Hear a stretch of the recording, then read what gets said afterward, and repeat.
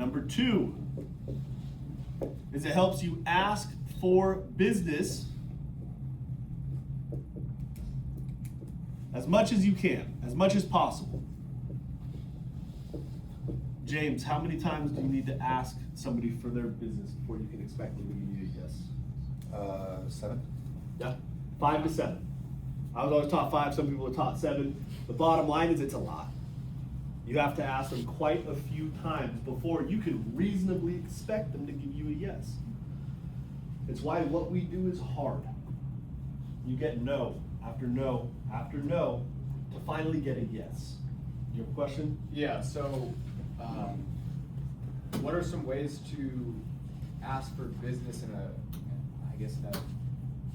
without it being shaky, like, so what are we doing? You know, what's a stronger way to be able to ask for someone's business? So, there's an assumptive close. Yeah. Awesome. All I need is your ID. We can get to move forward.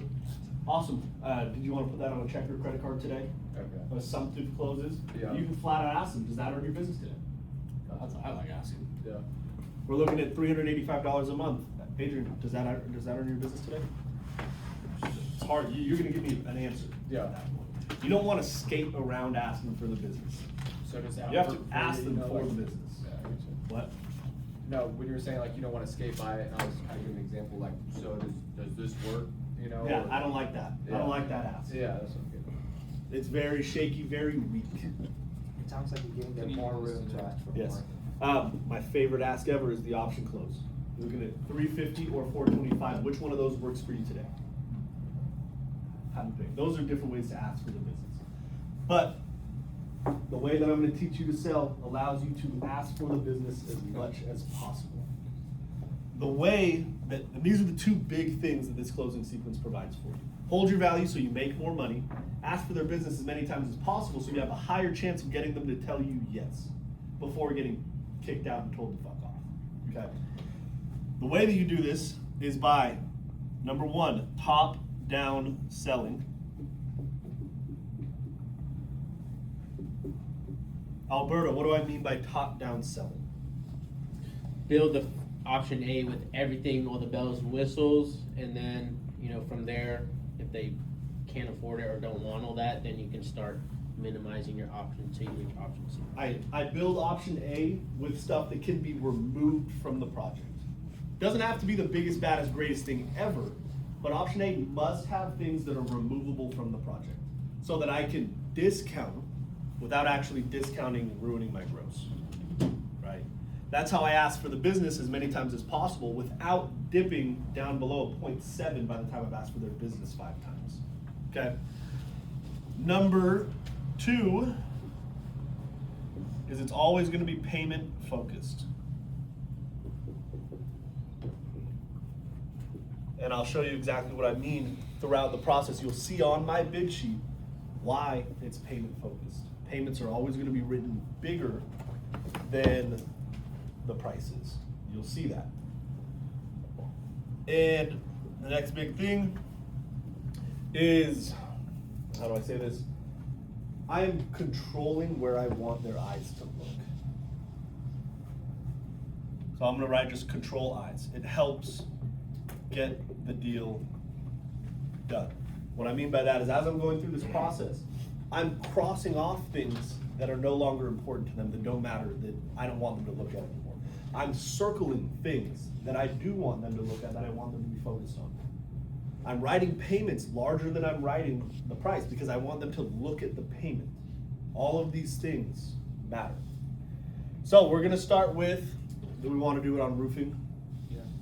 It sounds like you'd like that. What product do we want? Easiest Bath. Windows. Bath. Windows is the Bath. easiest. Raise your hand if you So want everyone roofs. do bath. Yeah, we never do baths. Raise your hand if you want windows. Everyone raise your hand for bath. 5. Raise your hand if you want bats. You can't do both. Cool, we're doing windows, because Haley likes to be a fucking jackass and raise her hands twice. So, We always get the short windows. end of the stick 'cause we're short. Windows are the easiest to top-down sell, Yeah. by far. Actually, I think baths might be now that you have Swanstone. Yeah, we're doing. Blame Haley. It's my birth month. Your birthday's past. No, it's still the month. Doesn't matter. So, windows. What's option A gonna be on windows? Cole, what do you think option A is gonna be on a window project? All the bells and whistles. What do you mean by that? Well, I don't know, the windows. If you had to guess, do you know what types of windows we offer? Absolutely not. Pay attention, Okay. dude. Alberto, what's option A gonna be for windows? Glass wing, triple pane, Krypton gas, Option A. yeah, lighting cage. I always love, it's always gonna be glass wing triple pane for me. Now, are there gonna be some homeowners where you might have glass wing double pane with a bunch of other shit on there? Yeah, for sure. Sure. I'd be lying if I said I haven't done it. I have never in my entire life penciled Fairfield double pane for my first option. Ever.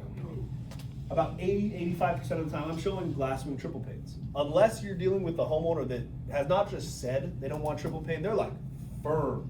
Like they're gonna get upset if you show them triple Yeah. pane. Like you said it over and over. That's the only time I don't show triple pane. Even if I know in my heart they're not triple pane buyers, I'm showing triple pane.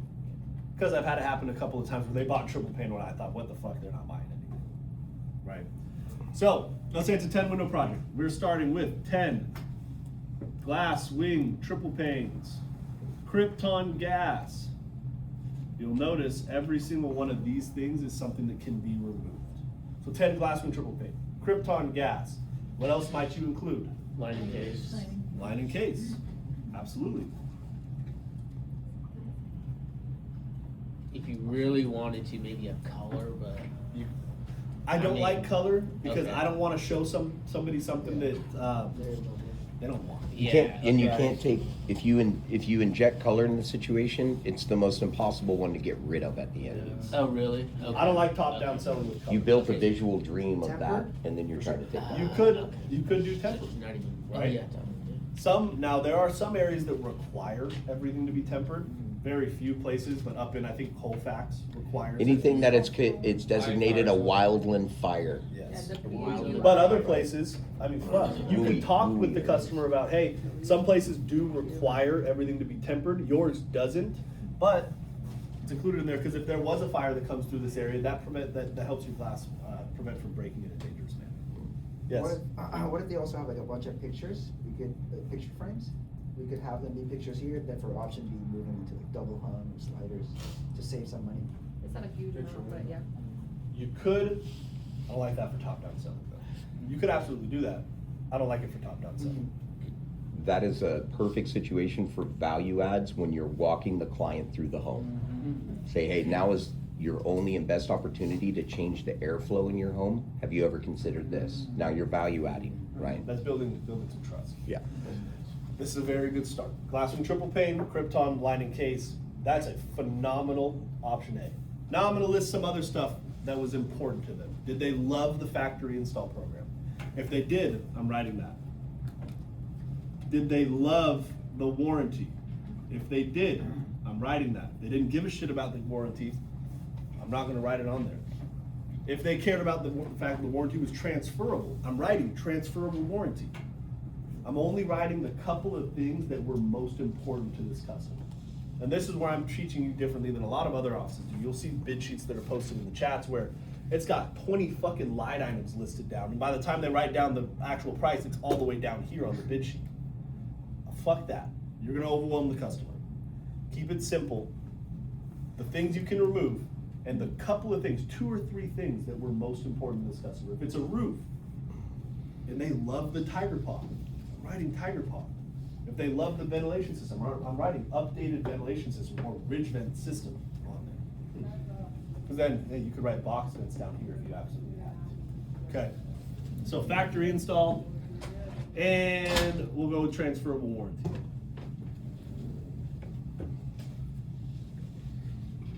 First step, I'm reading this off to the customer as I'm writing it down. So, for example, I'm gonna pretend like I'm writing. Awesome, so James, for option A, we are looking at 10 glass wing triple panes, all of that with the Krypton gas. You're looking at line and case for a beautiful finished interior look on all the windows, all installed by those factory certified installers with the transferable warranty that we talked about. For all of that, you're looking at just, and I write out the number. Let's say number 10 glass with triple panes, Krypton lining case, what do you think we're looking at, 52, 53 grand? Wait, I was gonna say 55. Call it 54,509. So James, for all of that, we're looking at just 54,509. This is the part, you shut the fuck up. Shh. I don't care how long it's silent for. Don't care how awkward it is. You do not say a word until the homeowner does.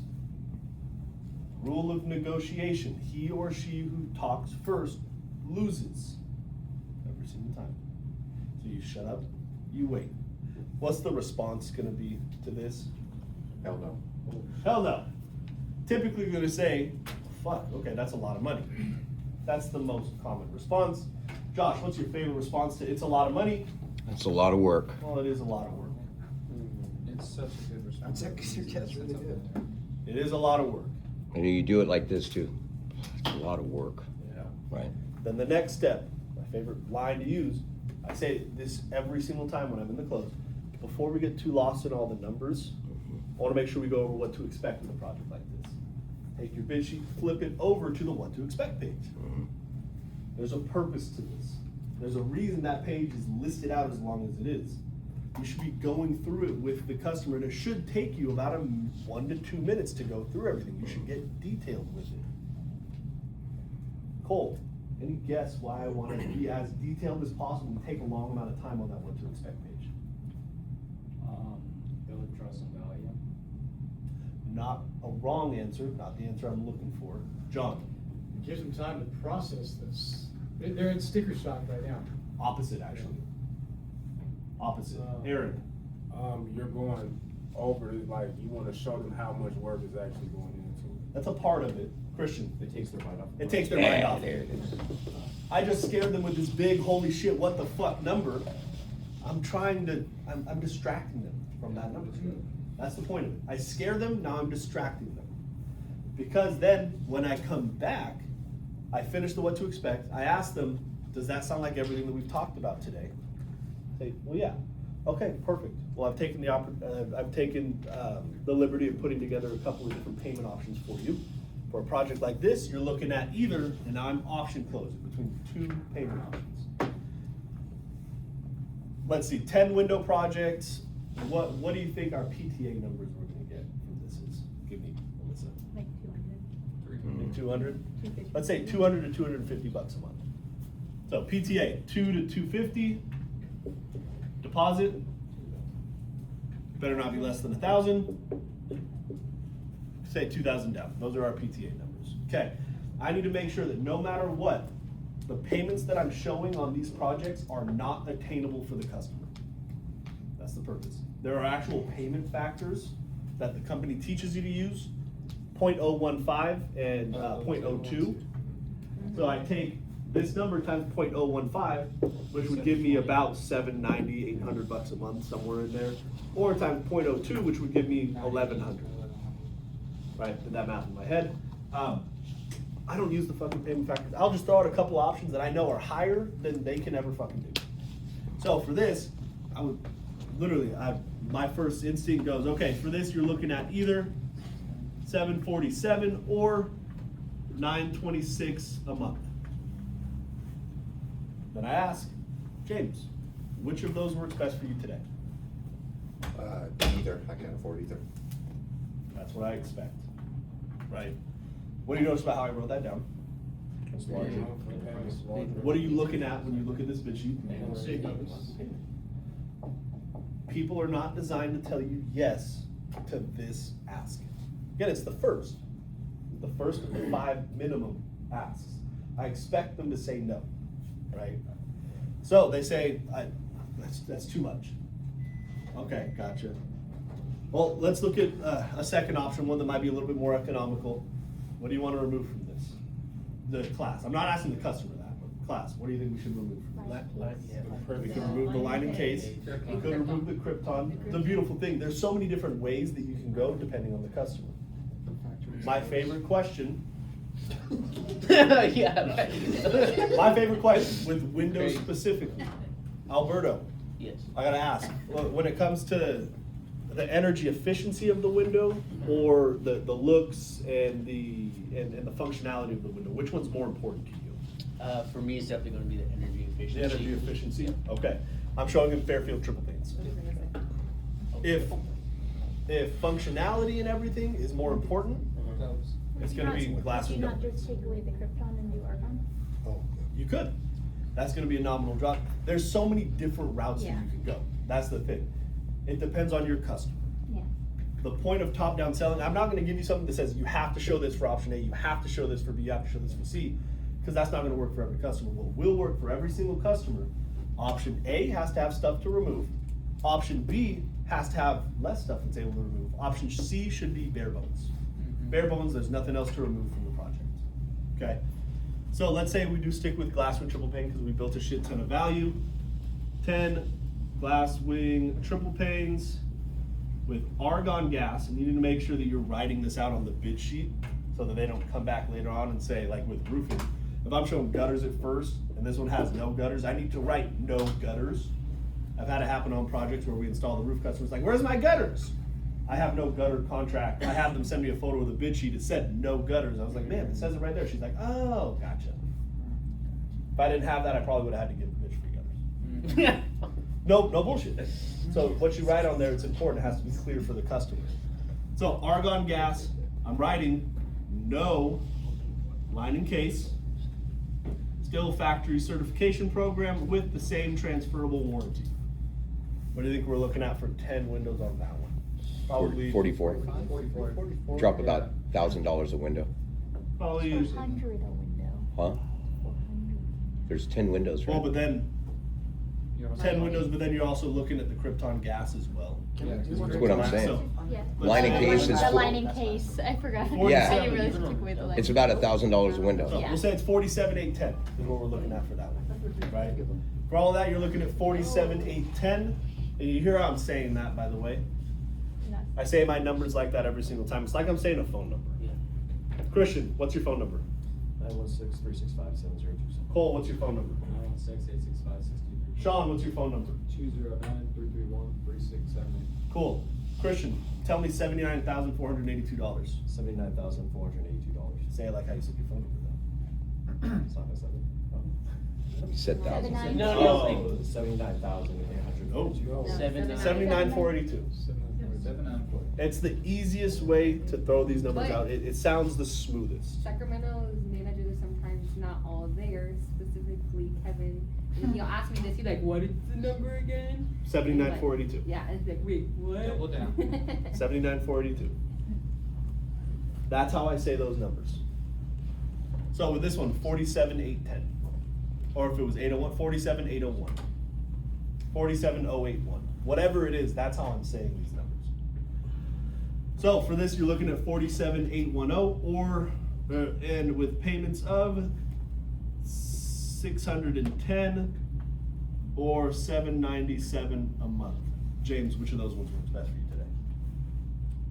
Still be there. I can afford that. I told you 300. So I wanna talk about why I'm doing it this way. This is supposed to bother the homeowner a little bit. That response right there is what I want. They should be getting a little frustrated, like I told you, I can only do that. What is that doing, Adrian? It's building up attention, so when you do give them their option, they're like, oh, finally. Sure, yeah, absolutely, that's part of it. But if I have him frustrated because I'm showing him higher payments than what he can afford, what is that really, what do you think my purpose of that is? Oh, getting those nails out of the way, yeah. He gets a no out of the way, absolutely. They're focused on the payment.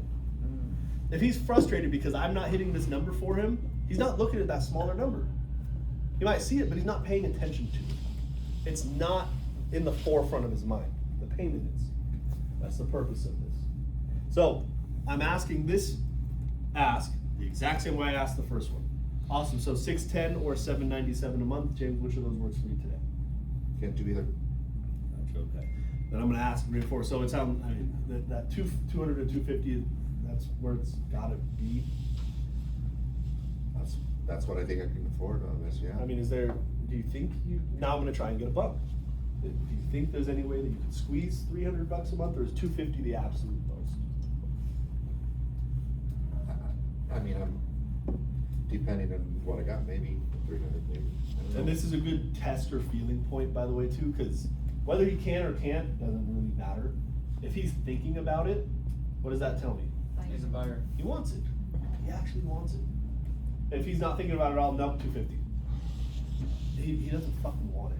And I got a fight ahead of me. Doesn't mean it's not winnable, but I'm probably gonna have to discount a lot for him. So, he's focused on the payment. Okay, gotcha. Well, it sounds like our option C may be the better option for you with a project like this. I know that energy efficiency was extremely important for you.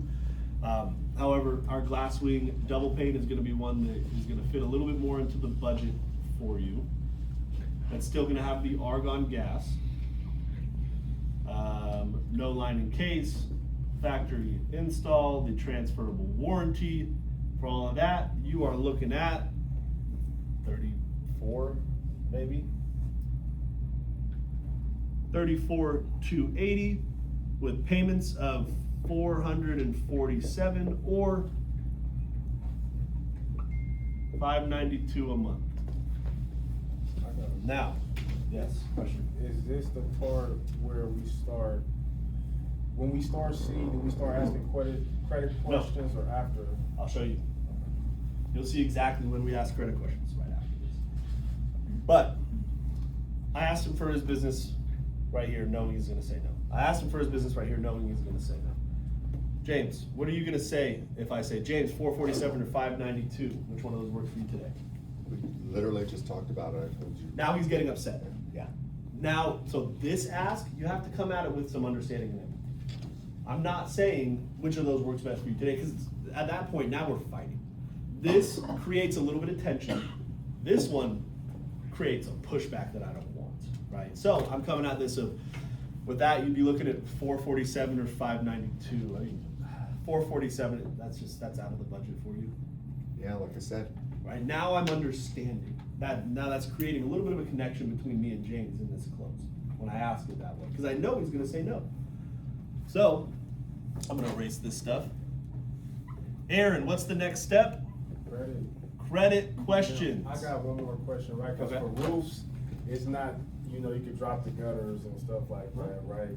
So maybe for C, for me, that's automatic, right? Credit. Cause what else could I drop to after dropping the gutters? You got a solar roof. What do you mean? So you know the top down selling? So right? you're saying just roofing gutters is option A? Yeah. Okay. what about the, like, You could include fascia. wrap? You could Wrap. include bars. Mhm. Okay. We can all, as a team too, think it's probably a good idea. It's either we're doing the energy, or I need to get some samples of Grand Sequoia for us. Grand Sequoia. So Grand Sequoia is gonna be a good drop for us on A. I just need to get samples and we'll train on it a little more. So I misunderstood your question. Sounds like your question really is, what should my option A be? Right. Sounds like the option A that you're showing is really an option B. Okay. Roof and gutters with nothing else should typically be option B. Now, there's also a difference. You could be showing roof and covered gutters, and then roof and regular gutters, and then just roof. So there's a lot of different ways to top-down sell. Again, you can use fascia and barge. Now, don't pull it away if the inspector's gonna say that it needs to be replaced. That's the difference. If it doesn't need to be replaced, you can include it saying that a lot of people like to make sure that their wood's updated so that when you have this 50-year roof on there, you don't have to update the wood later on. But it doesn't need to be replaced, so I can remove it. What about coil wrap? You could absolutely include coil wrapping the barge and fascia, 100% to protect it. There's a lot of different things that you can include in your option A to remove. It's not a one size fits all. Now, roofers, you're gonna find ones that you like more than others. One thing that never do though, don't include plywood for plywood's sake. No. That makes it look like you don't know what you're talking about. If you're saying, okay, this one includes a full resheet, but now this one's only gonna include a half, some people do that. It's called the Aaron Wise. It defeats the purpose of your inspection. Your inspection was to But everyone determine, knew who that does it was. need to be replaced? Right? Fascia and barge is different, because that fascia and barge will get damaged further down the line. Right? Plywood, no. Okay. So, I came at it with a little bit of empathy. 447, I mean, it sounds like that's out of the budget for you, James, am I right? It is, yeah. Okay. Well, then I need to ask you a couple of questions. This is our standard financing, this is what I know I can get most people approved for. I gotta ask, do you know what your credit score is? It's over 700. Over 7, when's the last time you financed something? 5 or 6 months ago. Okay, what was it? New car. Oh, nice, what type of rate did you get on that? I don't remember.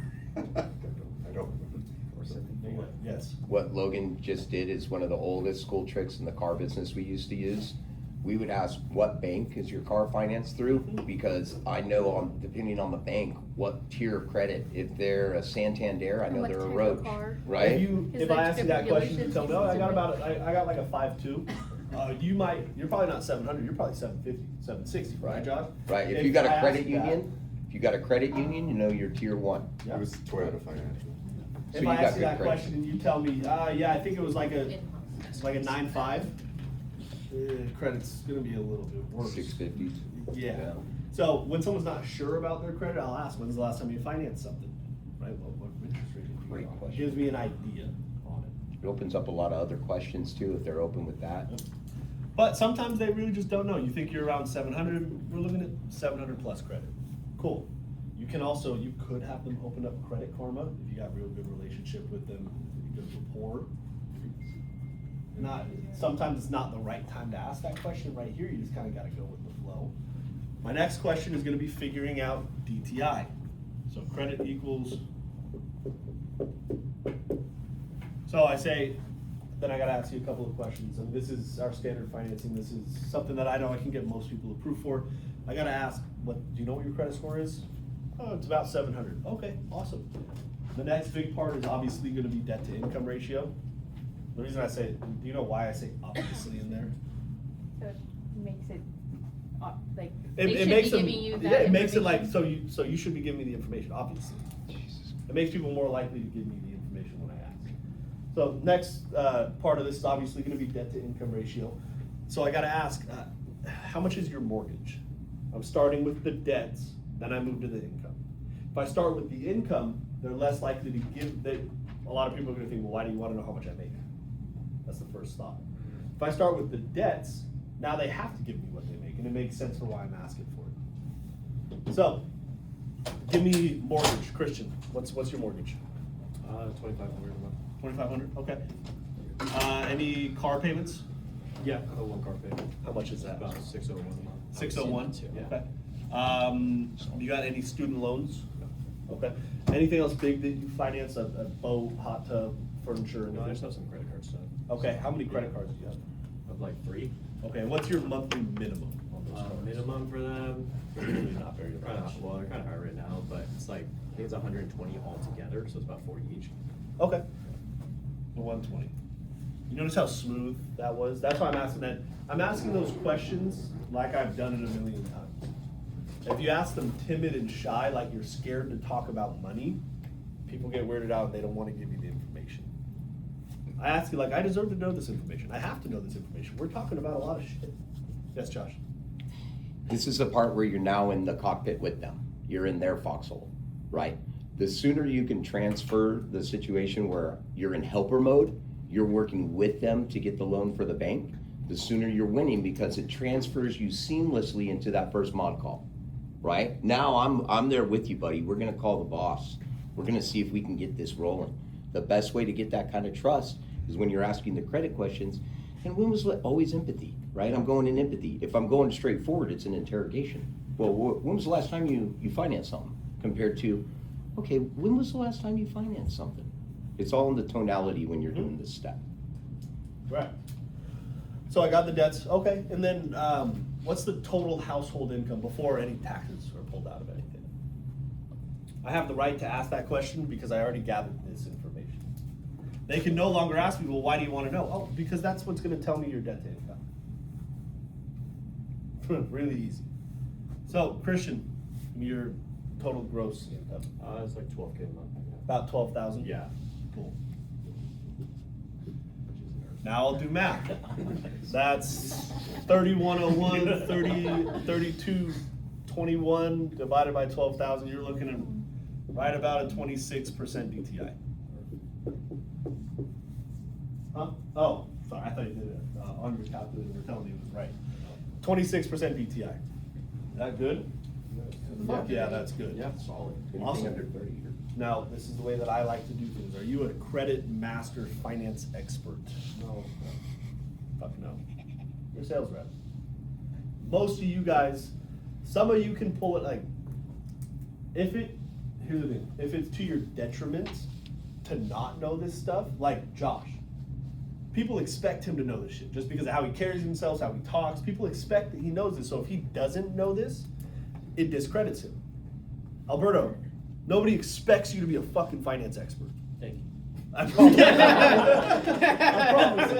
Nobody expects you to know this shit, Yeah. right? Yeah, yeah. So I'll then tell them, this is where I make my first MOD call. I tell the customer, okay, awesome. I know you're definitely going to qualify for a lot better than our standard financing. I'm not sure exactly how good though. Let me make a quick phone call to my finance guy. That's how I say that. I know you're going to qualify for a lot better than our standard financing. I'm not sure how good. Let me make a quick phone What call. if they have really bad credit? Depends on how bad. Yeah, then what would you say? I would say, oh, okay. You know, you might qualify for better than our standard financing. I'm just not entirely sure. Let me make a quick phone call. Same thing. Same fucking thing. Versus you might versus, oh, I know you're going to qualify for a lot better. Okay, then ring, ring, ring. I make my MOD call. I'm calling for the purpose of figuring out what type of plan can I get these guys approved for. Sometimes MOD will want to say, oh, well, what are the what project are you looking at? Oh, we're going through. We haven't narrowed down the option just yet. We're trying to figure that out. I just want to know what type of plan can I get them approved for. If the MOD keeps pushing back on you, what's your standard plan? 180. Standard is 999 180. That is the plan that you as sales reps can always show on your own. 999 180. If anybody's giving you a bunch of fucking pushback, okay, cool, thanks, man. Click. No bullshit. That's all you gotta say. I mean, at that point, going 700 credit, 26% DTI, I mean, I've been seeing people 899. Can I give them a worst and best case scenario? I wouldn't.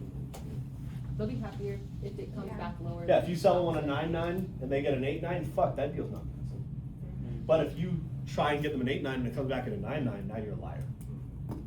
Or finance charges you the Correct. percentage for the buy down, right? Yep. So I'm moving to standard financing on this next option. So I'm moving back to option A. Somebody pull out your loan calculator. You got it? What's 52,509 out of 999 180? 563. Awesome. So for this one, you're actually looking at 563 a month.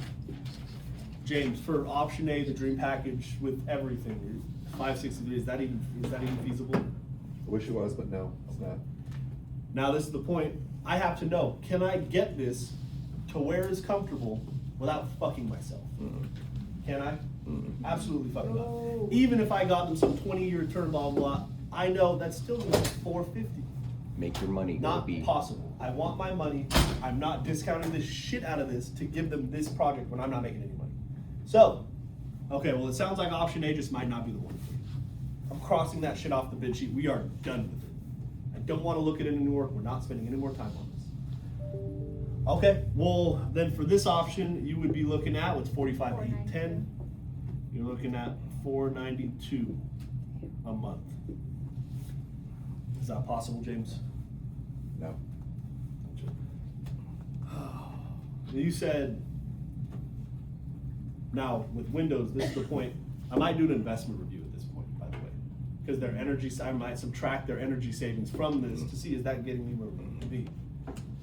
There's a lot of variables in the close that you're going to be able to use at certain points, but it's not affordable. Okay, sounds like option B may not work for you either. For this one, what are we looking at? 346. 346. Awesome, James. We're looking at $346 a month. Does that work for you today? I know No, you said it's a lot closer, but I mean, I was really comfortable at 250. I don't think I can swing 346, but it's, yeah. Now I'm gonna ask if I could, if I could get this project to $250 a month, if there's some way I could do that, would we be moving forward today? I wanna try and get a commitment. Some people might be real honest with you and say, yeah, no, that's just too high of a payment. Awesome, now I can jump to commitment. Now, some people might tell you, oh, that's really cool, I just gotta get multiple bids. They'll give you an objection, which then you have to isolate everything to payment, right? But if he's already coming straight out with that payment just doesn't work, now I can jump straight to trying to get the commitment. This is within realm of making it affordable. If he had told me right here, well, Logan, that's cool, but I gotta get multiple bids. I can't make that affordable for him. I don't wanna fight his objection yet, so I'm gonna ask you, James, I know earlier, I said that I wanted to at least give you something you could give careful consideration. I gotta ask it, $492 a month, is that something that you could even consider, or are you gonna wad this up and throw it away after I read? I don't know, I mean, I like it, but I want some other bids too, you know. The $492, that's just way out of the realm of affordability, though. Okay. I'm not fighting his objection yet, because he can't fucking afford it. He's nowhere close to being able to afford it. Why would I fight his objection? I gotta find the option that he has a possibility of affording before I fight it. So, I'm here, awesome. I make my MOD call, I make a discount, blah, blah, blah. Okay, awesome. So you're looking at 31,802 with payments of 320. 320 a month. Now we're negotiating. He told me 250, trying to negotiate. Now I may, depending on what's best, I might get an extended term buy down. I might go for discount. There's a lot of different variables you can do to try and get closer to this number while holding your value and maintaining your money. But let me ask you, how many times have I asked for James's business at this point? 6. 1, 2, 3, 4, 5, 6, 7. And I'm at a 0.9 or higher. Now I'm at the point where, okay, I have a chance of earning James's business. I had no chance here, no chance here, no chance here, no chance here, no chance here, no chance whatsoever. I'm not worried about him telling me no. I knew he was gonna tell me no. I expected him to tell me no. And now I'm at a point where I could actually earn his business. Now I gotta fight for it. When he gives me an objection, I gotta fight him on it. Using the process so it's not actually a fight with the homeowner, right? You don't want to get kicked out. But that's how the process goes. Now, awesome, we got that. I make an MOD call, which, by the way, if he's this firm on 250, I'm not gonna discount this all the way. I'm gonna discount this to 0.8 if I have to. If that's not affordable for him, I'm dropping to fucking Fairfields. Because I'd rather sell full pop Fairfields than mini Glasswoods, right? Because I want my fucking money. You deserve your money. You work really fucking hard for this job. Homeowners have no idea how hard you guys work for the position that you're in. They don't know that you go 5 days without selling anything, worrying about if you're gonna be able to fucking eat on Thanksgiving. They don't think about that. They don't know that. They think you're a salesperson. You make money no matter what. They don't know. You deserve to make money off of these deals. So you should fight for every single penny of it. That doesn't mean walk away from a deal if you have to sell it at a supermarket, right? That's not the point. Because some bread's better than none at all. $300 is always better than $0, right? I would never walk past a $100 bill on the side of the road. I hope you wouldn't either. But you should fight for your money. Let's say he says no, blah, blah, blah. I fight his objection. I make another MOD call. Let's say we're able to get him some crazy special financing. Awesome. Let's say it's an 899 for 240 months. What's that pay? 267. Oh, fuck. 267 a month. Which, by the way, 899 for 240, that's a 6% fee, Yep. I believe. I'm at a point, so I'm really at a 0.84. Is that full pop still with Glasswoods? Yes. Asking for his business. We're right there. Does this work for you? Can't do it. We're trying to get a commitment, blah, blah, blah, blah, blah. Okay. Fucking another MOD call. Discounted a little bit. And you notice how much shit I'm crossing off of this, by the way? I don't want him looking at this other stuff. You're focused where I want you to be focused at. So next,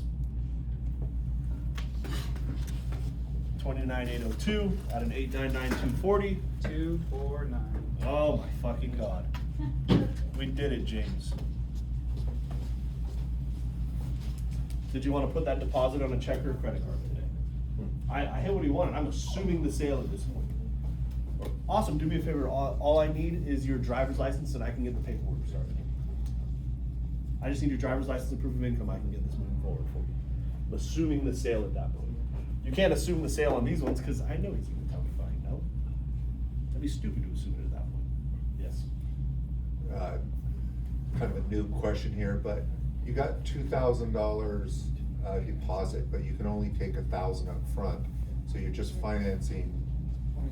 Yeah, but how did they get that other 1,000? 1,000 down, 1,000 progress payment. We collect $1,000 from the homeowner when we start the work. I see. Yes, that's how that's, anytime you're over $1,000 deposit, the remainder of that money is collected when we arrive on site to start the job. Even if it's a $10,000 deposit, we collect $9,000 when we start the job. Cynthia, do you think, after I've followed this process, and I have now asked James for his business 1, 2, 3, 4, 5, 6, 7, 8, 9 times, I think he's gonna tell me yes? Yes. He very well might. Or let's say I didn't do a good job in the pitch, I didn't build a ton of value, he doesn't really want what I offer. This only works if he actually wants what you offer, anyway. Let's say I do have to bottom my fucking shit out. We are looking at 34,280. If I had to, I could bring this down to absolute bottom dollar, 20568 on a 999,180. What's that? 999,180. 215.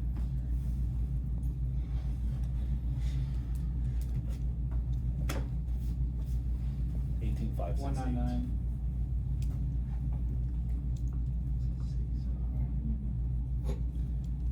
Is there any fucking reason that he should be telling me no at this price?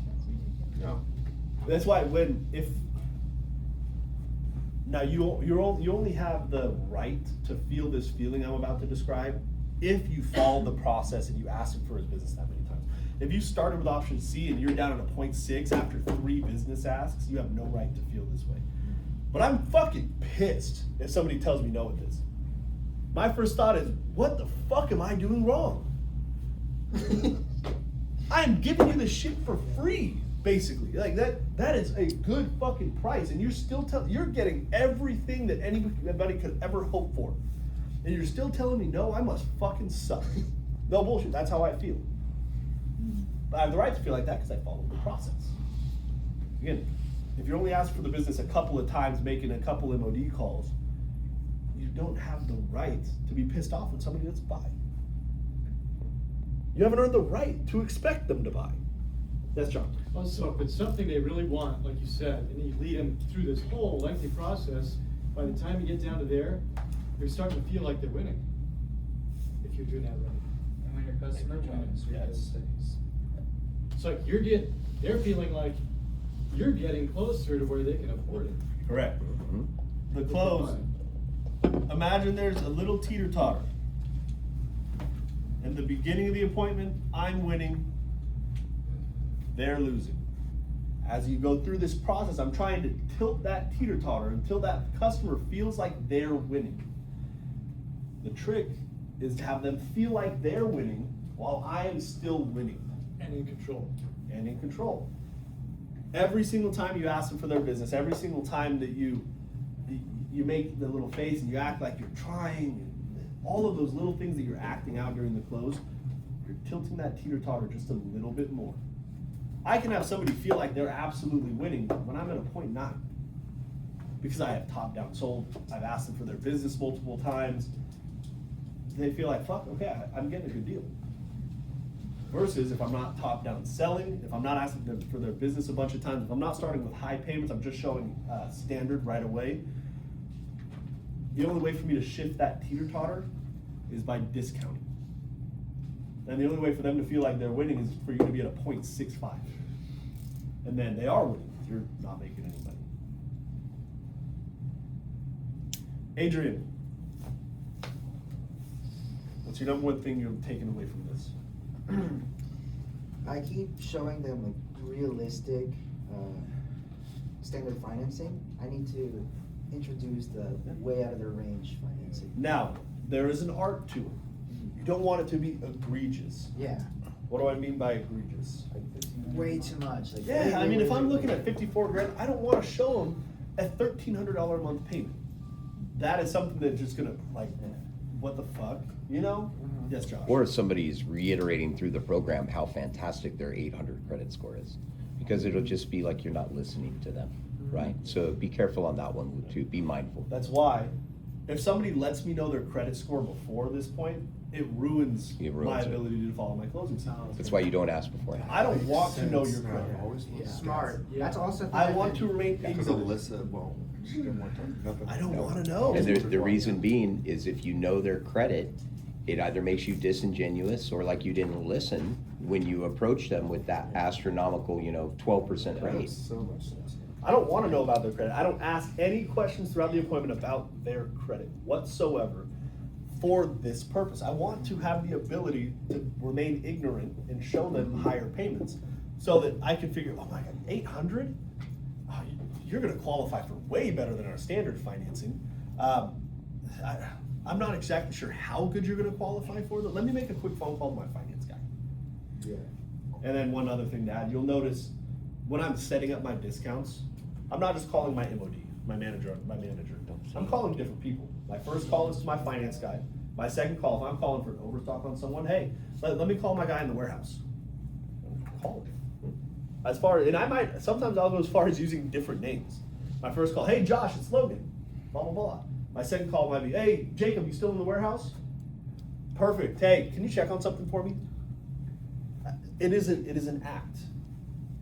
Homeowner doesn't need to know that I'm just calling Josh, the manager on duty. I need to call my guy in finance. I need to call my guy that's in the warehouse. Right? I might call my general manager if I'm asking for something crazy. Special approval. Right? Who just gave me their takeaway? Adrian. Takeaway. Oliver, give me a takeaway. What are you learning? Not even showing Fairfield if you think you can hit their payment with the Glasswing product. I mean, you can make a good option A and B, and they're both triple. That's what I'm saying. You could have option A, B, and C all be triple pay. Glasswing triple pay. If you do it the right way and they love the Glasswing triple pay. So it depends, how you set this up totally depends on how did the pitch go. What was the homeowner bought into? What matters to them? It's always gonna be different. What remains the same is option A has to be able to drop down to option B, has to be able to drop down to option C. I've had appointments where I had an option A, B, C, D, E, F, G, H. I didn't sell it, I gave them way too many options, right? But I've had it because top-down selling different, some options had a garden box, some options had a bay window, I fucked myself in analysis paralysis, so don't do that. But that's the point is, there was always something to drop off. Cole, what are you learning? Give me something good, please. Something good? Give me something good. Just the steps and when to ask credit questions, but asking for their business and hold value. Okay, now I'm gonna follow up. When do you ask credit questions? After you get their option C. Let's go! Sean, give me something. Mine was the same thing, essentially with the credit. I've been asking them their credit questions in the PTA the last 2 months. I don't wanna know. Yeah. And they've Don't wanna gotten know. offended, and at first I'm like, why are they getting offended? Like, I don't understand. But now it makes sense. Yeah. You know? Remember that term that Logan always says, I haven't earned the right to ask yet, Yeah. right? Yep. So, when you're asking for credit, sometimes you need to give, there has to be something that they're gaining in return for giving you credit. The thing that they're gaining at this point is, fuck, those payments are way too high. In order for me to show you something that's actually accurate for you, I gotta know, how is your credit? And I'm doing that way too early. I'm doing it like A or B. Aaron, what about you? So, it's kind of the credit situation, but when you get to the DTI, asking them the debt first. Before you ask Always. for how much they're making monthly. Always. And it should be so silky smooth, like you've asked it a million times, like you have the right to ask it. It's something that you do every single day. And I've never gotten pushback from a homeowner on asking the DTI questions, because I ask it like, it's normal, it's a regular question. I gotta ask, Aaron, how much is your mortgage? 1,500, okay, you got car payments? Yeah, Okay, how much? about 430. 430, just the one? Mm-hmm. Okay, any student loans? Nope. Okay, anything else big that you finance, hot tub, car, boat, anything? Nope. Okay, what about credit cards, how many, Just one. just one, what's the monthly minimum on it? Like $18. $18, okay. And then what's the total gross household income before any taxes are taken? It was like 4,500. Okay, so you're looking right about a 32% debt to income. That's how the conversation goes every single time. I'm not nervous to ask these questions. I have a right to ask these questions. We're talking about financing 50 grand. It's a lot of money. The fact that, by the way, the fact that we can get homeowners approved without proof of income on loans like this is insane. It's fucking crazy. That these loan companies are just trusting DeBella's word that this customer makes 10 grand a month. Great choice. No bullshit. When you go buy a car, I mean, you have to show them some type of proof of income, typically, right? I mean, if you go finance a fucking couch that's a couple grand, you don't have to, because Unless it's a you're a small rock amount. star. But you're talking a lot of money. Banks want to see proof of it. It is normal, after everything's done, it's normal to ask these questions. It's normal to ask what their credit is. It's normal to know how much they make. It's normal to ask for proof of it. Most customers are actually expecting you to ask for proof of income if they're financing something, by the way. There's part of me in my brain where if I'm expecting someone to ask me for proof of income and they don't, I'm like, oh, that feels a little fishy. Just so you guys know. If you're not getting proof of income on a $60,000 deal, customer may start thinking, well, that's weird, why didn't he need proof? Am I getting, is this a scam? Customers will think that shit. Cynthia, what'd you learn? I learned, when you're at option C and you're not quite at the bottom yet, that the customer does get irritated.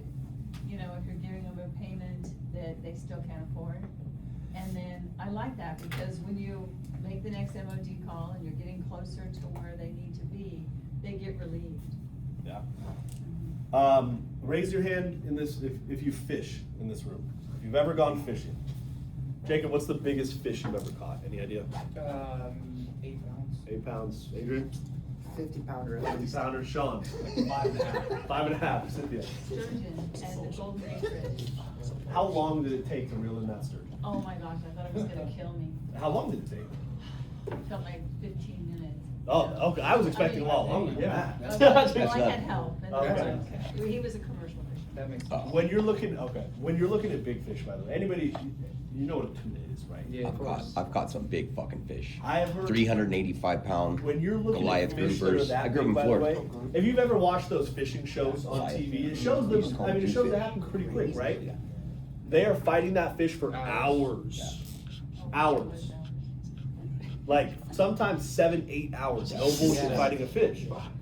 And the way that you have to reel these fish, even when you get to a smaller fish, Getting just some- on a lighter scale, you hook them, right? And you reel till the line gets real tight, and then you have to release the drag and you let him go. And then when he stops fucking going, fucking reel again. And then you release the drag and you let him go. And it's back and forth and back and forth. So the fish tires himself out. And if you don't let the fish tire himself out, that fish will snap your line and you lose him. That's a great analogy. This is what this is. I am pushing the customer until I can tell, okay, I'm about to snap the line. They're about to get pissed off and come and leave. And so I back off. And I might start talking about something that has nothing to do with this. What rapport shit we talked about earlier. Ask them a question, get them talking. And then I go back into it until I get to a point where I'm pushing them again. I'm like, okay, I gotta back off a little bit. That's the push and pull. That's why in my entire career, I've been kicked out of home 2 or 3 times. That doesn't mean that everybody loves me. They don't. But I will ask for people's business 10, 11, 12 times. I have had appointments where I made 8, 9 MOD calls because I had the ability to push and pull and push and pull and push and pull without pissing somebody off, without snapping the line. That's what you have to be able to do in conjunction with this. Okay? All right, 18 leads today. Everybody's got something except for John. Go handle your shit. But you got a couple tomorrow.